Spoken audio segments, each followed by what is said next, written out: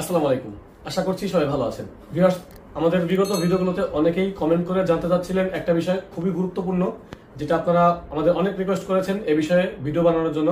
সেটা হচ্ছে বিশেষ করে যারা বাংলাদেশি ভাই বোনেরা বিদেশে রয়েছেন, অর্থাৎ যারা হচ্ছে প্রবাসী বিভিন্ন দেশে রয়েছেন, যেমন সৌদি আরব, ওমান, কুয়েত, কাতার, যারা অলরেডি প্রবাসে রয়েছেন অর্থাৎ বিদেশে রয়েছেন এবং যারা বিদেশে যেতে চাচ্ছেন বা প্রবাসী হতে চাচ্ছেন, এরকম পর্যায়ে যারা ব্যাংক থেকে লোন করতে চাচ্ছেন, অর্থাৎ অনেকে জানতে চাচ্ছে যে ভিসার উপরে লোন করা যায় কিনা ইসলামী ব্যাংক থেকে। তো এই বিষয়ে আমি বলতে চাচ্ছি, ইসলামী ব্যাংক থেকে ভিসার উপরে লোন করা যায়, অর্থাৎ প্রবাসীদের জন্য কিন্তু লোনের ব্যবস্থা রয়েছে।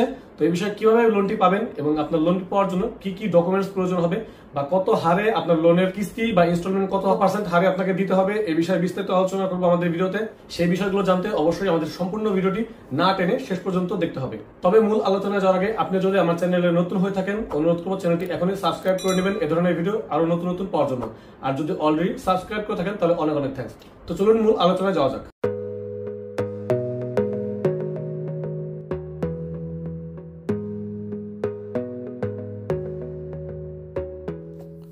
তো ভিউয়ার্স, এখানে ইসলামী ব্যাংক থেকে প্রবাসী লোন নিতে হলে যে দুইটা ক্যাটাগরি আছে, একটা হচ্ছে প্রবাসে যাওয়ার জন্য লোন, আর হচ্ছে প্রবাসে থাকা অবস্থায় লোন।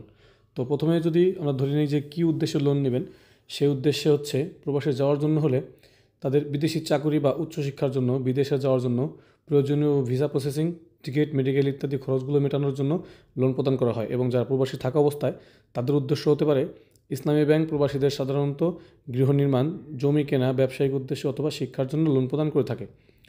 লোন প্রাপ্তির যোগ্যতা: যারা বিদেশে যাওয়ার জন্য লোন করতে চাচ্ছেন তাদের ক্ষেত্রে প্রবাসী কর্মী বা শিক্ষার্থীরা এই লোনের জন্য আবেদন করতে পারবেন। আবেদনকারীর বিদেশে কাজের চুক্তি বা শিক্ষা প্রতিষ্ঠানে ভর্তির প্রমাণ থাকতে হবে, এই ডকুমেন্টসটা লাগবে।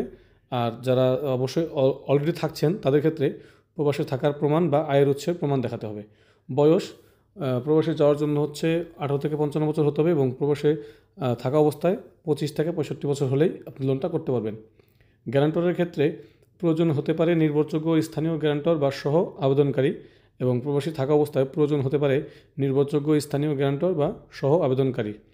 লোনের পরিমাণ: প্রবাসী যাওয়ার জন্য 50,000 থেকে 5 লাখ টাকা পর্যন্ত লোন পেতে পারেন এবং প্রবাসী থাকা অবস্থায় আবেদনকারী ও তার আয়ের উপর নির্ভর করে ভিন্ন হয়ে থাকে।